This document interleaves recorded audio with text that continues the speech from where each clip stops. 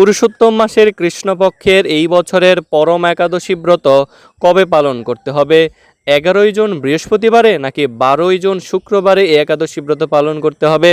তো Bharat, Bangladesh, Sri Lanka, Myanmar, Hong Kong, Malaysia, Australia, Singapore, Indonesia, Thailand, Dubai সহ আরব আমিরাতে, সৌদি আরব, বাহরাইন, কাতার, Kuwait, London, Canada, যুক্তরাষ্ট্রে এই পরম একাদশী ব্রত 11ই জুন 2026 বৃহস্পতিবারে পালন করতে হবে।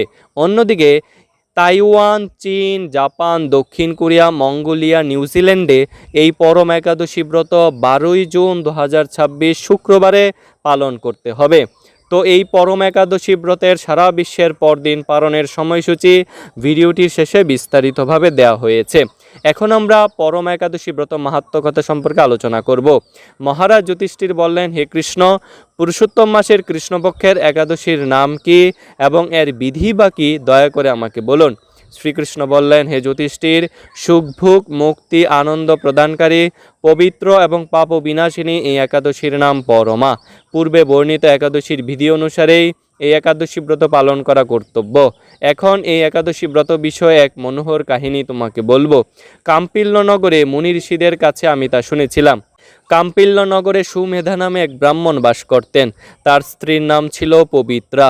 তিনি অত্যন্তই পতিব্রতা ছিলেন, কিন্তু পূর্ব কর্মফলে এই ব্রাহ্মণ ধনহীন হয়ে পড়েন।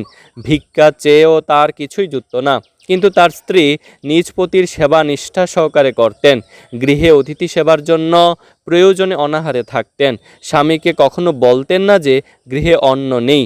পত্নীর শারীরিক দুরবস্থার কথা চিন্তা করে ব্রাহ্মণ নিজের ভাগ্যকে দোষারোপ করতেন। একদিন পত্নী প্রিয়ংবদাকে বললেন, হে কান্তে, আমি ধনবান মানুষদের কাছেও ভিক্ষা চেয়ে পাই না। বলো এখন আমি কি করব? ধন সংগ্রহের জন্য আমি অন্য কোথাও যেতে চাই, তুমি আমাকে অনুমতি দাও। ব্রাহ্মণ পত্নী তখন তাকে বললেন, হে বিদ্বান, এই জগতে মানুষ তার পূর্ব সঞ্চিত ফল ভোগ করে। পূর্বজন্মের কোনো ফল না থাকলে স্বর্ণ পর্বতে গেলেও কিছু পাওয়া যাবে না। হে স্বামী, পূর্বজন্মে আমি অথবা আপনি কেউই ধন সম্পদ ইত্যাদি কোনো কিছুই সৎপাত্রে দান করিনি, তাই আমাদের ভাগ্যে যা আছে তা এখানে থেকে লাভ হবে। আপনাকে ছাড়া আমি এক মুহূর্ত থাকতে পারবো না, কেননা পতিহীনাকে দুর্ভাগা বলে সবাই তখন নিন্দা করবে। অতএব এখানে যা ধন লাভ হয় তা দিয়ে দিন যাপন করুন।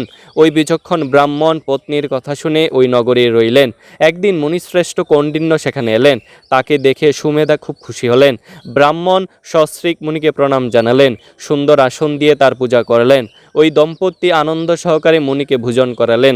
এরপর ব্রাহ্মণ পত্নী জিজ্ঞাসা করলেন, হে মুনিবর, কিভাবে দারিদ্রতা নাশ হয়? বিনা দানে কিভাবে ধন, বিদ্যা, স্ত্রী লাভ হয়? আমার স্বামী আমাকে এখানে রেখে ভিক্ষার জন্য দূর দেশে যেতে চান, কিন্তু আমি তাকে যেতে নিষেধ করেছি। এখন আমাদের ভাগ্যবশে এখানে আপনার শুভাগমন হয়েছে। আপনার কৃপায় আমাদের দারিদ্রতা অবশ্যই নাশ হবে। দারিদ্রতা বিনাশ হয় এমন কোনো ব্রত বা তপস্যার কথা আপনি কৃপা করে আমাদের বলুন। এই কথা শুনে মুনিবর বললেন, হে সাধ্বী, পুরুষোত্তম মাসের কৃষ্ণপক্ষে পরমা নামে সর্বশ্রেষ্ঠা এক একাদশী আছে। এই তিথি ভগবানের অতীব প্রিয়তমা। এই ব্রত পালনে মানুষ অন্ন, ধন সম্পদ আদি সবই লাভ করে থাকে। এই সুন্দর ব্রত ধনপতি কুবের প্রথম করেছিলেন। রাজা হরিশ্চন্দ্র এই ব্রত পালনে স্ত্রী, পুত্র ও রাজ্য ফিরে পেয়েছিলেন। হে বিশালাক্ষী, এই জন্য তোমরাও এই ব্রত পালন করো।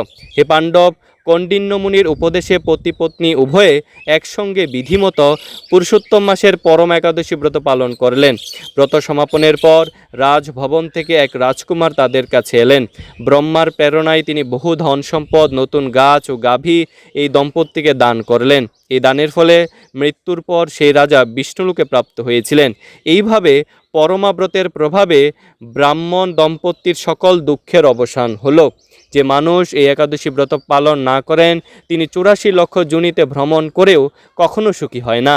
বহু পুণ্যকর্মের ফলে দুর্লভ মানব জন্ম লাভ হয়। তাই মানব জীবনে এই একাদশী ব্রত পালন করা অবশ্যই কর্তব্য। এই মাহাত্ম্য শুনে মহারাজ যুধিষ্ঠির তার আত্মীয়বর্গের সঙ্গে এই ব্রত পালন করেছিলেন।